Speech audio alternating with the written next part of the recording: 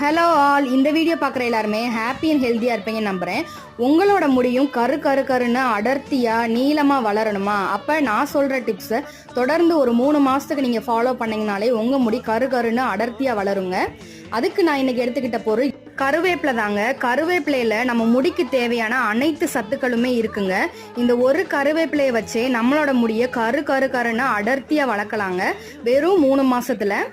இந்த கருவேப்பிலை சீரம் எப்படி ரெடி பண்றதுன்னு பார்க்கலாமா? ஒரு பாத்திரத்துல 1 டம்ளர் தண்ணி வச்சு 1 கைப்பிடி கருவேப்பிலை போட்டு அடுப்பை ஹை ஃப்ளேம்ல வச்சு நல்லா கொதிக்க வச்சுக்கலாங்க ஒரு 10 நிமிஷத்துக்கு.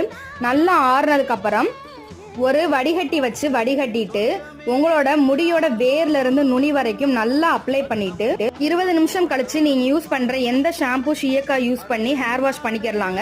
இப்படி நீங்க தொடர்ந்து செஞ்சுக்கிட்டே வர்றப்போ உங்களோட முடி கரு கருன்னு அடர்த்தியா வளருங்க. இது போன்ற டிப்ஸுக்கு நம்ம சேனலை சப்ஸ்கிரைப்